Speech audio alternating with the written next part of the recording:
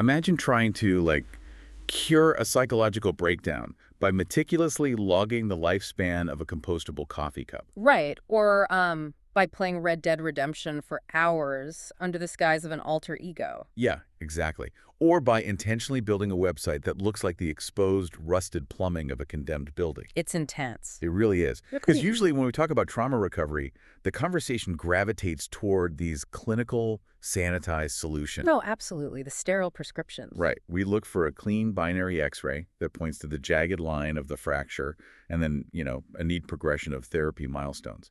But what happens when the X-ray machine is broken? Yeah, what do you do? What happens when a person realizes that clinical sterility is fundamentally incompatible with the absolute screaming chaos of a human mind that is bottoming out? Well, you end up with something entirely different. You end up with a survival mechanism built out of the chaos itself rather than, in opposition to it. And that is exactly what we are exploring today. Welcome to the deep dive.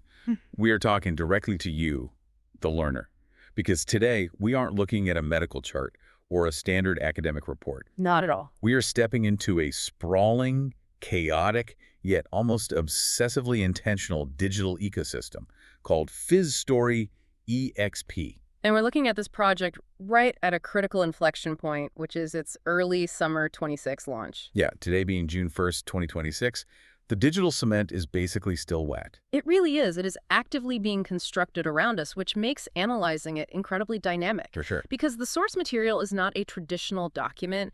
It is self-described as a brutalist recovery archive. Brutalist recovery archive. Right. It's this massive overlapping collection of website text, project logs, manifestos, video game streaming records, and interactive art frameworks. All of this being the brainchild of an individual known as Lou Riordan, who operates under the handles at Lou_duh_fizz or at @ratart_rat. And the mission for this deep dive is to map out this project, right? Yes, exactly. Lou boldly calls it messy, bold, human. So we are going to examine how this creator uses art, action design research, and literal pieces of trash to engineer a personal system for addiction and trauma recovery. They call this concept designing recovery, operating under the tag #BackToFizz. Which is such a fascinating phrase. It is. Back to Fizz is a really profound conceptual anchor. It implies a return, It suggests a baseline state of energy, of bubbling, of effervescence that has been lost to a period of being flat or empty. Oh, that makes sense. Like a soda losing its carbonation. Exactly. It's an active kinetic goal. But to understand how Lou intends to achieve that kinetic state, we kind of have to examine the blueprints first. Right. Every architecture, no matter how chaotic it appears, has a foundation. And for FizzStory EXP, that foundation resides in a section of the site labeled the lab. Okay, let's unpack this because the lab is defined as the space for research and infrastructure-focused stuff. The engine room, basically. Yeah, the engine room. It's where the concept of recovery, design, and motion lives. And frankly, this is where the sheer intellectual rigor of the project first hit me. Because this isn't just a spontaneous, stream of consciousness journaling exercise. No, not at all. The lab reveals that this brutalist recovery archive, which they tag as #BruteRecArch, by the way, it actually evolved from a postgraduate diploma, a PGDIP, in Innovation Through Design Thinking at University College Cork. Yeah, specifically, the project utilizes a methodology called action design research, or ADR. Okay, let's break that down for a second, because action design research is a highly specific framework. Very much so. Typically, you see ADR deployed in corporate or organizational settings. Let's say a massive logistics company realizes their inventory tracking is failing. They don't just sit in a room and philosophize about it. Right, they build a prototype. Exactly. The researchers build a new IT system, test it directly with the warehouse employees on the floor, observe where the software crashes or where the humans fail to understand the interface, and then they redesign it on the fly. They iterate. They solve a real-world problem through the creation of an IT artifact, and they document the failures to contribute to broader academic theory. And the problem solving is fundamentally inseparable from the environment where the problem exists. But the radical shift here, what's really fascinating here, is the application. Right. Lou has taken action design research and turned it entirely inward. There is no corporate logistics company. Wow. The organization being optimized is Lou's own recovering mind. That is wild. The real-world problem isn't a failing supply chain. It is severe trauma, addiction, and the experience of bottoming out.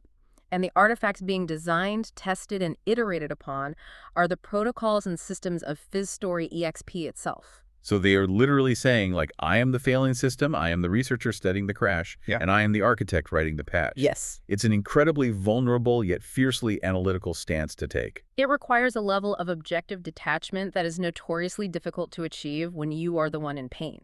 And that functional necessity for rawness directly informs the aesthetic choice of the entire project, which is web brutalism. Right, web brutalism, which is a stark departure from what you and I experience on the internet every day. Oh, completely. We are so used to the frictionless corporate internet. Rounded corners, soft drop shadows, algorithmic feeds that hide the complex code beneath this veneer of effortless user experience. Everything is designed to make you forget you're interacting with a machine. Brutalism does the exact opposite. Think of a physical building like a restaurant or an office space. A standard design hides the HVAC systems, the plumbing, and the electrical wiring behind drywall and drop ceilings. It presents a smooth, finished illusion. Right.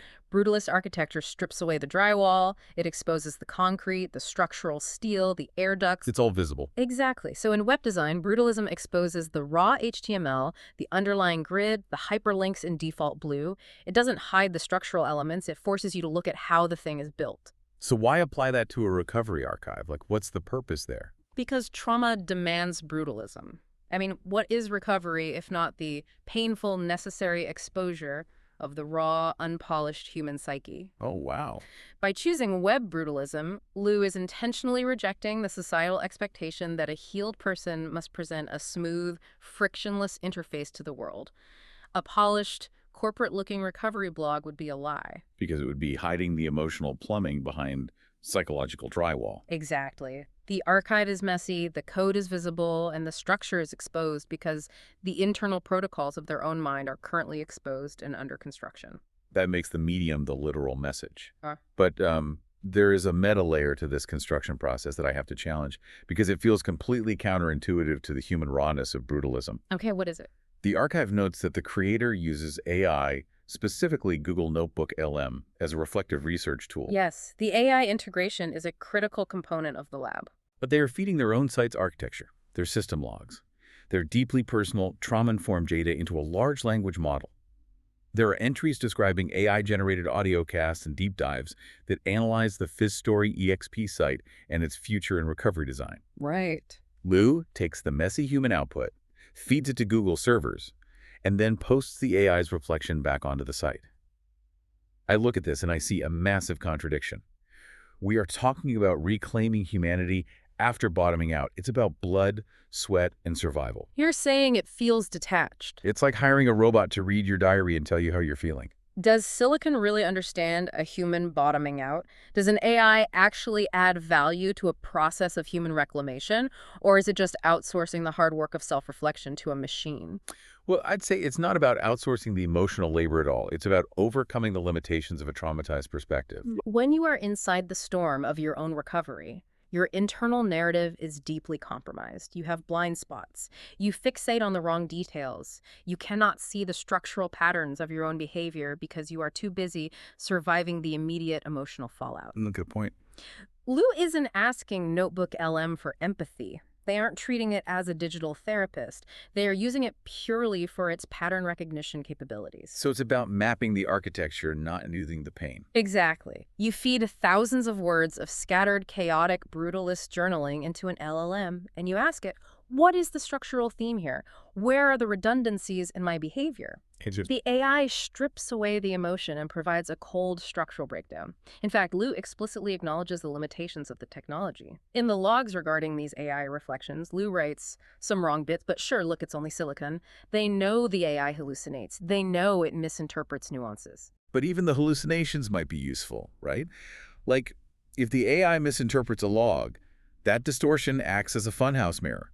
It forces the creator to look at their own words from a completely alien vantage point. Yes. It forces them to say, no, that's not what I meant. What I actually meant was this, which in itself is a clarifying exercise. That is precisely how action design research functions in this context. The AI is a tool to test the structural integrity of the recovery framework. And that pattern recognition is what enables the massive paradigm shift documented in the archive. Which shift is that? There is a specific 13-minute video presentation on the site titled FizzStory to Fizzy at Play. The log describes this as an architectural overview of an evolution, the shift from telling stories to designing the conditions to tell them. Designing the conditions to tell them. That requires entirely different mental muscles. It moves the creator from a passive state to an active one. Telling a story about your past trauma is a retrospective act. You are looking backward, narrating what happened to you.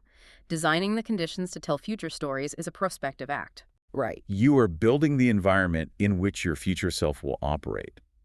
As the archive states, it explored how reflection became infrastructure and how the designer became the artifact. The designer became the artifact. Wow.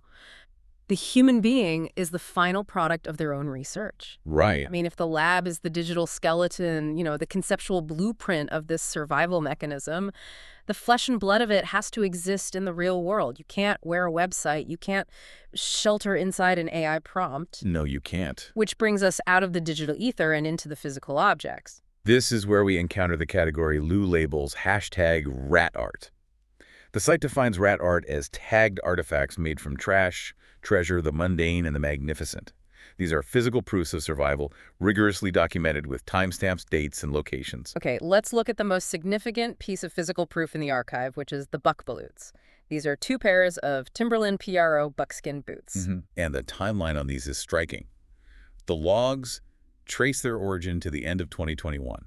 Lou received them through Amazon Jobs during the New York drop of what is referred to as the Homeless to Homeland Tour of 2021. That itinerary alone, Phoenix to New York City to Limerick, Ireland, carries immense narrative weight. Absolutely. Home to homeless to homeland. It implies a total dislocation followed by a painful geographic search for grounding. And these boots were the literal barrier between Lou and the pavement during that search. The logs explicitly note that these boots were worn through REC and motion tagging across the 2022 to 2025 bottom-out dropout expo. 3 years. For 3 years. During the absolute nadir of their experience, these boots were on the ground. But they aren't preserved in a pristine glass case. They aren't treated like delicate museum pieces. The site notes that both pairs remain in daily rotation. Right. They are actively bubbling with seasonal tags, wear, and story updates. They're painted with oil, acrylic, and spray paint. Because in the philosophy of rat art, the preservation of the object is irrelevant. Lou Bryant writes, tagged, worn, lived, reworn, relived, logged. The process is visible. Yeah. The wear and tear on the boots is the art. Every scuff, every degrading piece of rubber on the sole, every layer of faded spray paint over a previous tag, it is a physical logging of survival. Every mile walked during the bottom-out era is captured in the material itself. It is recovery in motion made tangible. It's an interesting contrast in scale, too, because rat art encompasses both the deeply personal footwear and these massive environmental pieces. Like, the archive lists the Rat Nest art trap. Yes. This is a 35-foot by 12-foot 1970 Galaxy mobile home that is 420 square feet of participatory interactive sculpture described as mixed media on mobile home. It's currently listed as bubbling for drop/ship. And then we move from a 420 square foot structure to the absolute opposite end of the spectrum, the most ephemeral, disposable items imaginable. This brings us to the subcategory of rat art known as rat art /IT. The taxonomy here is endlessly fascinating to me. Rat art ting seems to denote kept, held, more substantial pieces.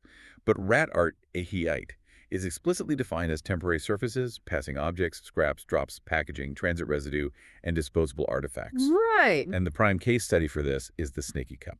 Let's trace the life cycle of the Snaky Cup because it really exemplifies the entire protocol. So it is just a compostable coffee cup, but the documentation applied to it is staggering. The log notes, it was a sneaky treat bought and consumed in Munster, Ireland in March 2026. Yes. The crucial context provided is that this was purchased when coffers were bare. It was a moment of micro-luxury during a period of scarcity. Lou took a marker, tagged the cup, and logged it into the system at 18.20 on March 11. They physically tagged it at 18.33. And then, at 18.40, it was officially marked as trashesh on N. It went from point of purchase to documented physical artifact to the garbage bin in exactly 20 minutes. There's a similar entry called B-Day Treats, which is marker on a compostable cup paired with marker on plastic, dropped just after their birthday in April 2026. If we look at the psychological mechanics behind this, there is a radical reassignment of value taking place. When a person experiences a bottom out or a dropout phase, society tends to treat them as disposable. They feel like transit residue. Yes. By taking a literal piece of garbage, a compostable cup, and applying this rigorous academic level of documentation to it, Lou is insisting that the discarded moments matter. They are forcing the world and themselves to acknowledge that the temporary transit residue of a difficult life holds narrative weight. It is a metaphor for reclaiming one's own self-worth. Here's where it gets really interesting to me.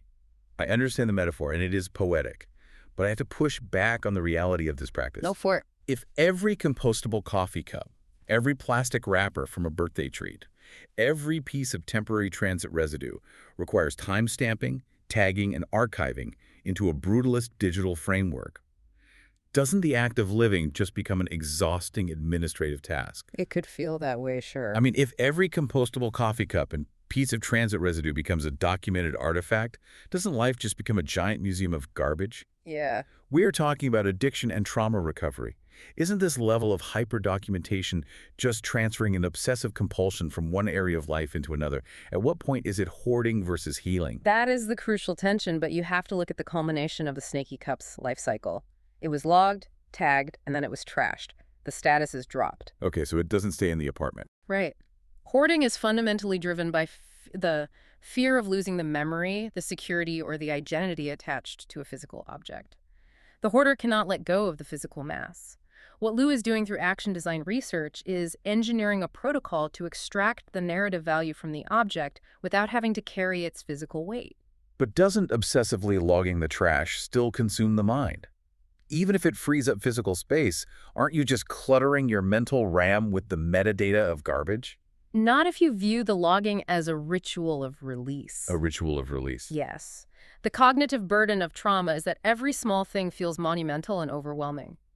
By ritualizing the documentation, by saying, I have captured the data of this moment, I have uploaded its existence into the scaffolding of FizzStory EXP, the brain is granted permission to let the physical object go. Oh, wow. The system holds the memory, so the human doesn't have to carry the trash. The metadata isn't clutter, it's a receipt proving the moment was survived. The system holds the memory, so the human doesn't have to carry the trash. That is, I mean, if you, the learner listening to this, think about your own life right now. How much mental and physical transit residue are you carrying around because you don't have a system to process it? Exactly. Think about the mundane items near you. A scuffed shoe, a specific pen, a stained mug. You tap your phone to buy a coffee, you drink it, you throw the cup away, and the moment is gone.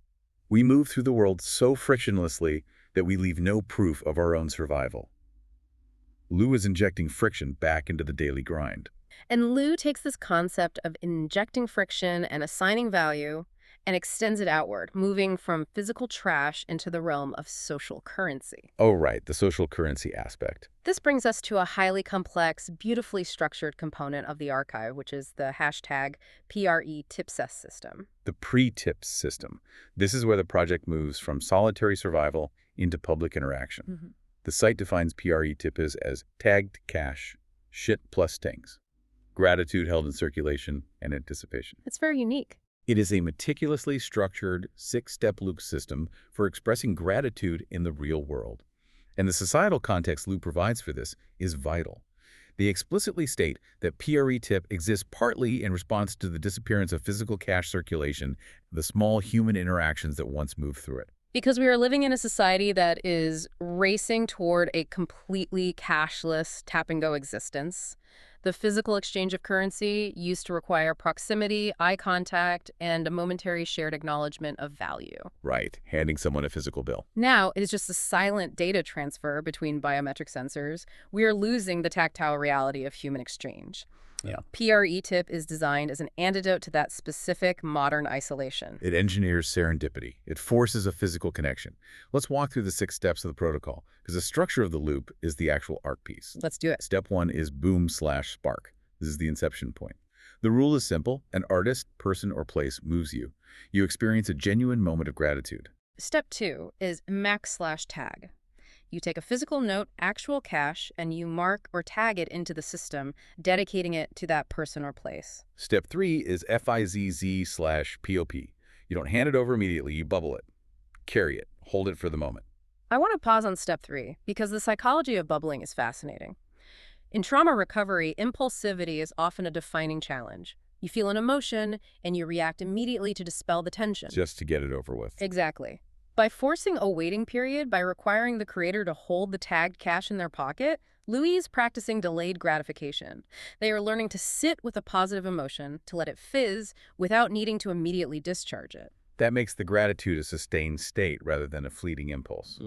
Then we reach step 4, which is tip/deem. The moment finally arrives. The encounter happens, or you deem that the need has arisen to release the tension. Step 5 is drop/SPLT. You physically hand over or leave the tagged cache. As the archive says, the record becomes the ting. And finally, step 6 is find/retag/loop.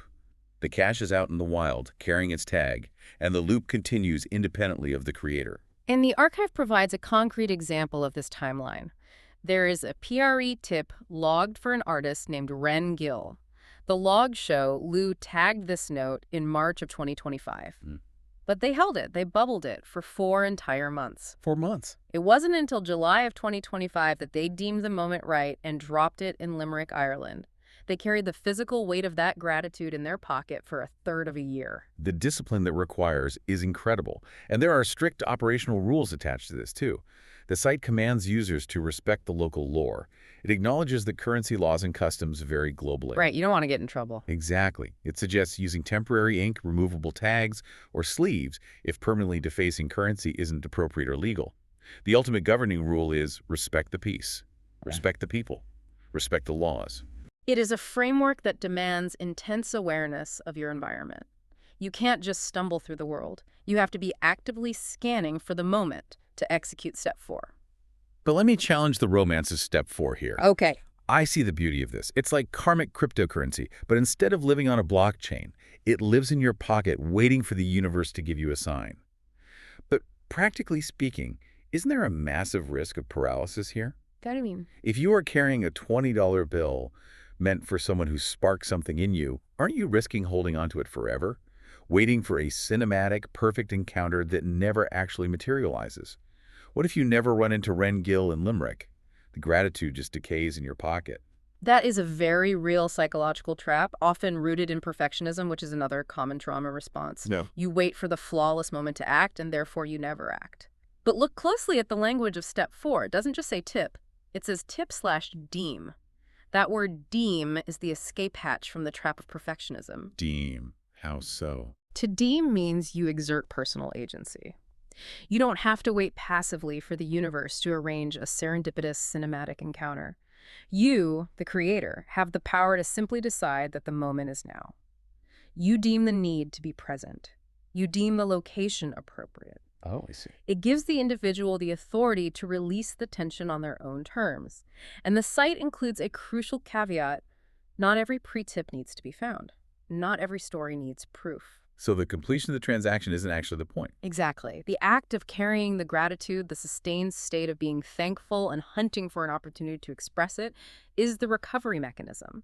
Whether the tagged note is ultimately handed directly to the artist or left on a park bench where it might never be understood, the internal rewiring of the creator's brain has already occurred. By hunting for a reason to be grateful, you stop hunting for threats. That's it. For you listening, if you adopt a version of bubbling today, if you put a $5 bill in your pocket with the intention of giving it away when a moment sparks you, your entire posture toward the world changes.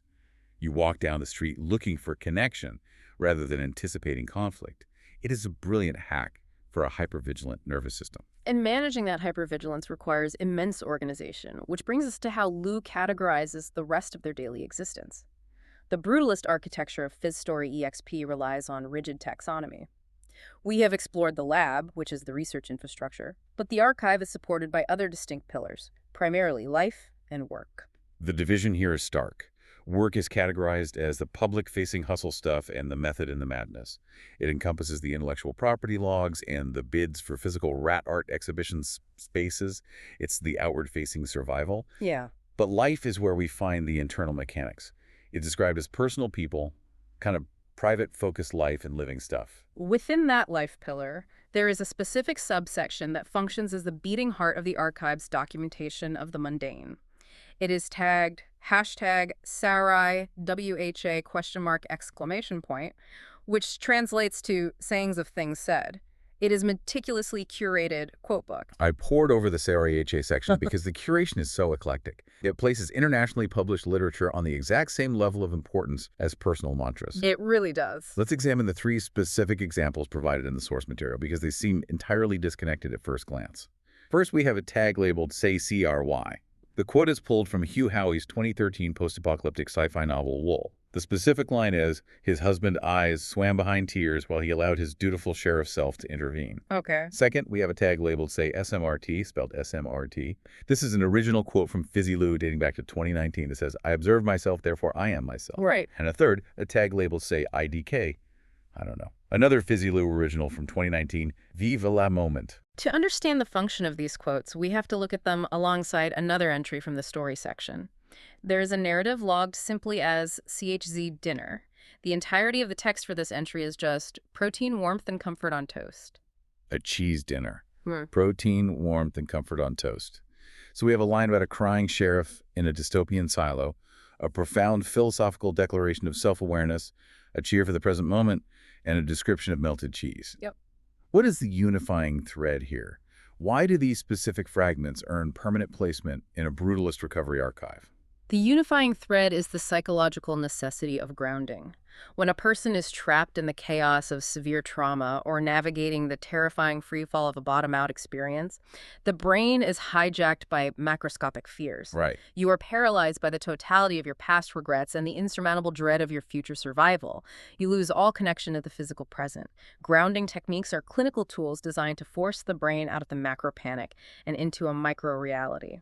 You force the mind to hyper-focus on immediate sensory details to break the spiral. Precisely. So logging CHZ dinner isn't a whimsical food blog entry.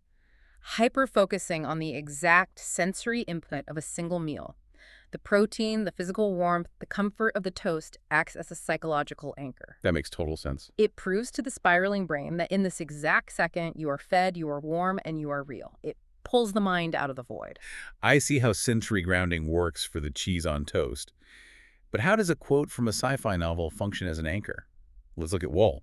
For context, Wool is about a society trapped in a massive underground silo because the outside world is toxic. Right. The society survives through rigid adherence to rules and suppressing the truth. The sheriff in the story is the enforcer of that rigid order. So why does this specific line, his husband's eyes swam behind tears while he allowed his dutiful sheriff self to intervene, resonate so deeply that it gets permanently tagged? Because it perfectly articulates the central conflict of high-functioning trauma. It captures the agonizing duality of duty versus emotion. Duty versus emotion. Yeah, the internal, vulnerable self, the husband eyes, is weeping, completely overwhelmed by grief or pain. But the external structural self, the dutiful sheriff, forces those tears back in order to intervene, to manage the crisis, to maintain the silo's order. Yeah. For someone like Ludo, who is actively building an elaborate, rigid system to manage their own internal chaos, recognizing that exact emotional state in a piece of fiction is intensely validating. It is an anchor that says, I am not the only one who has to forcefully split my identity just to survive the day. The internal self falls apart while the external self manages the scene. That directly leads into the philosophical weight of the, say, SMRT, quote, I observed myself, therefore I am myself. It's an obvious play on René Descartes' famous declaration, I think, therefore I am. Right. But Descartes was trying to prove his mere existence. He stripped away all sensory input until the only thing he couldn't doubt was the fact that he was thinking. Lou takes it a massive step further. Lou shifts the paradigm from passive existence to active agency. Thinking happens to you. It is often involuntary, and in the case of trauma, thinking can be actively destructive. But observing is a deliberate externalized action. Which perfectly mirrors the entire methodology of action design research and the NotebookLM AI integration. Exactly. I observed myself, therefore I am myself, is the thesis statement of FizzStory EXP. It means your identity isn't just a collection of traumas that happened to you, nor is it the chaotic thoughts spinning in your head. It's an action. Yes. Your identity is forged by having the courage to step outside of yourself, to look at your own data, your own habits, your own trash, and observe the patterns. You become yourself through the act of bearing witness to your own survival. But wait, if that's true, then I have to question the very structure that holds all of this together. So what does this all mean? We have talked about the deep, messy humanity of the quotes and the cheese on toast, but look at the architecture of the site itself. Lab, play, life, work. It's very structured. Everything has a strict tag. Every piece of trash has a timestamp. Every PRE tip has a 6-step protocol. The project is called messy, bold, human, but the taxonomy is mercilessly rigid. Isn't this strict categorization fundamentally at odds with the chaotic nature of the recovery it's trying to document? Why separate life, work, and play so rigidly on a site that is inherently chaotic? Is the taxonomy a contradiction, or is it just a desperate coping mechanism to control the uncontrollable? It is neither a contradiction nor a mere coping mechanism. It is the load-bearing architecture. Liu repeatedly uses the word scaffolding. Think about what scaffolding actually does in the physical world. Okay. When a historic building is crumbling, when the masonry is failing and the walls are bowing out, you don't throw more loose, chaotic bricks at it. You encase the entire structure in a rigid, unforgiving grid of steel scaffolding. The scaffolding has to be rigid precisely because the building is falling apart.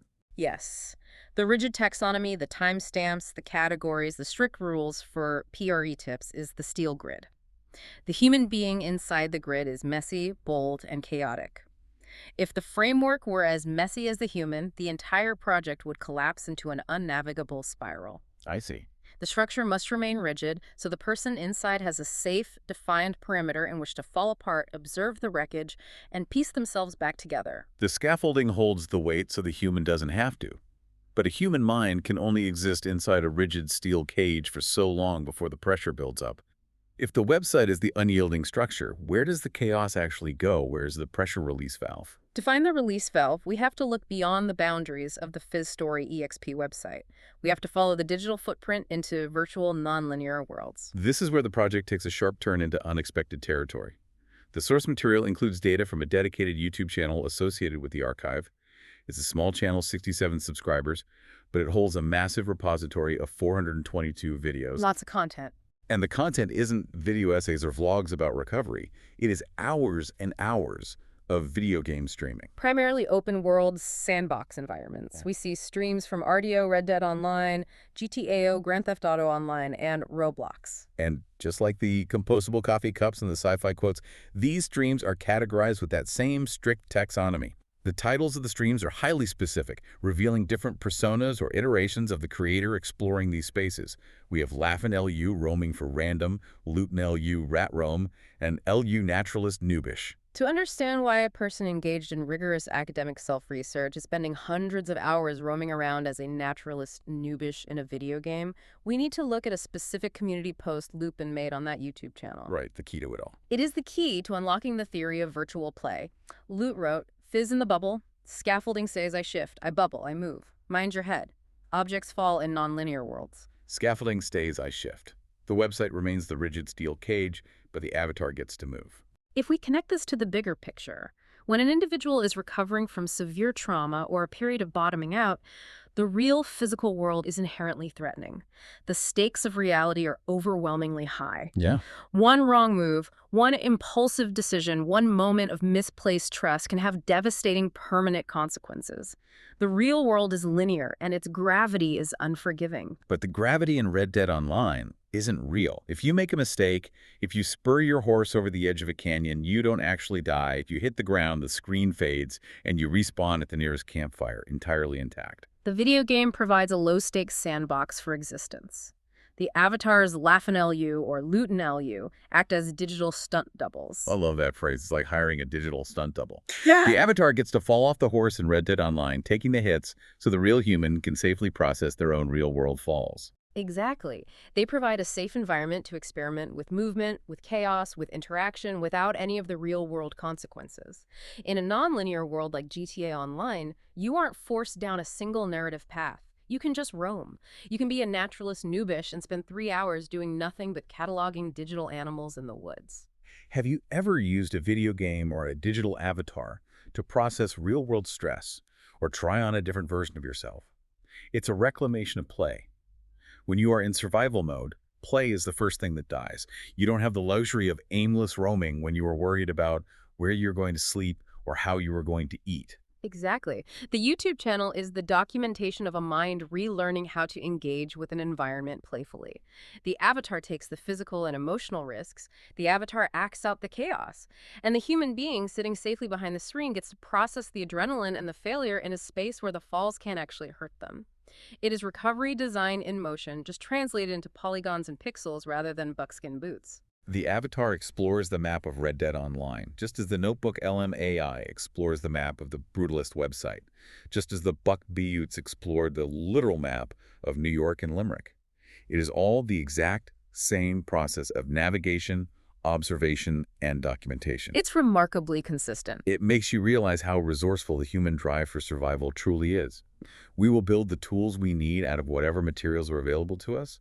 We will use postgraduate academic research frameworks, compostable coffee cups, Hugh Howey quotes, and Rockstar Game servers to build a ladder out of the dark. Which brings us to the monumental task of distilling this entire archive down to its core essence. We have navigated the exposed architecture of the lab. We have examined the physical evidence of survival worn into the soles of the rat art boots. We have traced the engineered serendipity of the PRE-tipped economy of gratitude. We have analyzed the psychological anchors of cheese on toast and the philosophical observation of the self in, say, WHA, and we have watched a digital stunt double absorb the falls in non-linear virtual worlds. When you step back and look at the totality of FizzStory EXP, what you are seeing is a framework for reclaiming the self. It is not a polished, prescriptive textbook on how to heal. It is a messy, bold, live demonstration of a human being refusing to be erased by their own trauma. Yes. Whether it's through the act of tagging a pair of boots that survived homelessness or holding on to a piece of cash for months just to wait for the right moment to say thank you, it is all recovery design in motion. It is the process of getting back to fizz. It is the ultimate assertion that the transit residue of a difficult life has value. And that reality challenges how the rest of us move through the world. The next time you listening right now, finish a cup of coffee and toss it in the bin, or the next time you tap your phone to pay for a transaction without making eye contact, think about the friction you are avoiding. Think about the transit residue of your own life. How are you designing your own recovery from the daily grind? Are you hiding the messy parts of your existence behind a polished, frictionless veneer?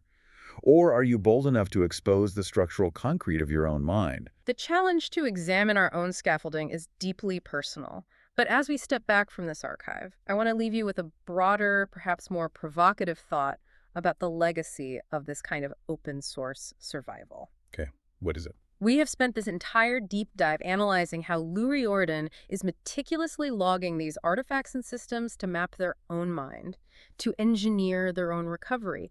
But we must remember that the physical manifestations of this project, the tagged PRE-tipped cache, the disposable rat art pieces, are explicitly left out in the real world. They are marked as dropped, split, and shipped. They're out there in the wild, circulating in pockets and resting on park benches. Exactly. So what happens to the kinetic energy of a piece of rat art or a PRE tip when it outlives its creator? When a person builds their psychological survival mechanism in public and leaves literal physical pieces of it behind in coffee shops and on city streets, what are they actually leaving for the rest of us? When we design our recovery in public, do we inadvertently become the architects of someone else's boom/spark moment decades from now? We started this conversation by noting that trauma doesn't offer a clean binary X-ray. It is an ocean of diagnostic muddy waters.